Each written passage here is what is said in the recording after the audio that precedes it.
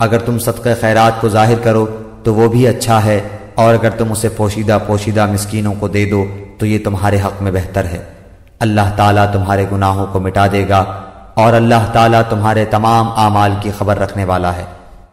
انہیں ہدایت پر لا کھڑا کرنا تیرے ذمہ نہیں، بلکہ ہدایت اللہ تعالیٰ دیتا ہے جسے چاہتا ہے، اور تم جو بھلی چیز اللہ کی راہ میں دو گے اس کا فائدہ خود پاؤ گے۔ تمہیں صرف اللہ تعالیٰ کی رضامندی کی طلب کے لیے ہی خرچ کرنا چاہیے۔ تم جو کچھ مال خرچ کرو گے اس کا پورا بدلہ تمہیں دیا جائے گا، اور تمہارا حق نہ مارا جائے گا۔ صدقات کے مستحق صرف وہ غرباء ہیں جو اللہ کی راہ میں روک دیے گئے، جو ملک میں چل پھر نہیں سکتے۔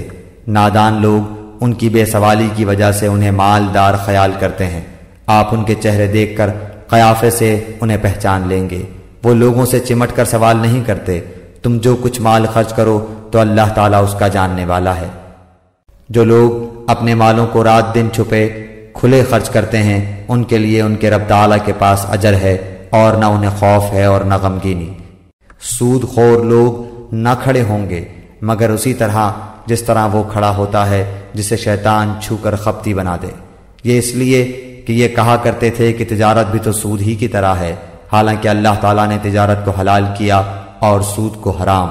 جو شخص اپنے پاس آئی ہوئی اللہ تعالیٰ کی نصیحت سن کر رک گیا اس کے لیے وہ ہے جو گزرا اور اس کا معاملہ اللہ تعالیٰ کی طرف ہے، اور جو پھر دوبارہ حرام کی طرف لوٹا وہ جہنمی ہے۔ ایسے لوگ ہمیشہ ہی اس میں رہیں گے۔ اللہ تعالیٰ سود کو مٹاتا ہے اور صدقے کو بڑھاتا ہے، اور اللہ تعالیٰ کسی ناشکرے اور گنہگار سے محبت نہیں کرتا۔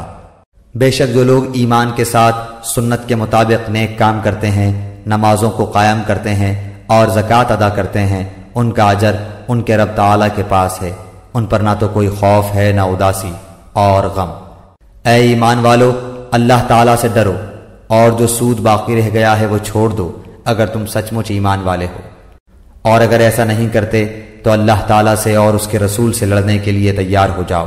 ہاں اگر توبہ کر لو تو تمہارا اصل مال تمہارا ہی ہے، نہ تم ظلم کرو نہ تم پر ظلم کیا جائے۔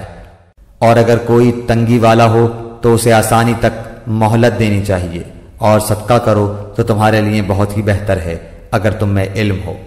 اور اس دن سے ڈرو جس میں تم سب اللہ تعالیٰ کی طرف لوٹائے جاؤ گے، اور ہر شخص کو اس کے اعمال کا پورا بدلہ دیا جائے گا، اور ان پر ظلم نہیں کیا جائے گا۔ اے ایمان والو، جب تم آپس میں ایک دوسرے سے میعاد مقرر پر قرض کا معاملہ کرو تو اسے لکھ لیا کرو، اور لکھنے والے کو چاہیے کہ تمہارا آپس کا معاملہ عدل سے لکھے۔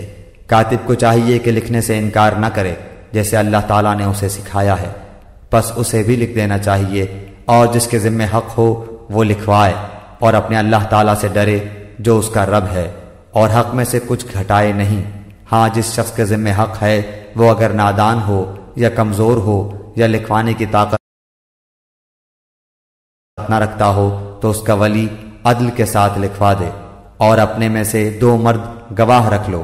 اگر 2 مرد نہ ہو تو 1 مرد اور 2 عورتیں جنہیں تم گواہوں میں سے پسند کر لو، تاکہ ایک کی بھول چوک کو دوسری یاد دلا دے۔ اور گواہوں کو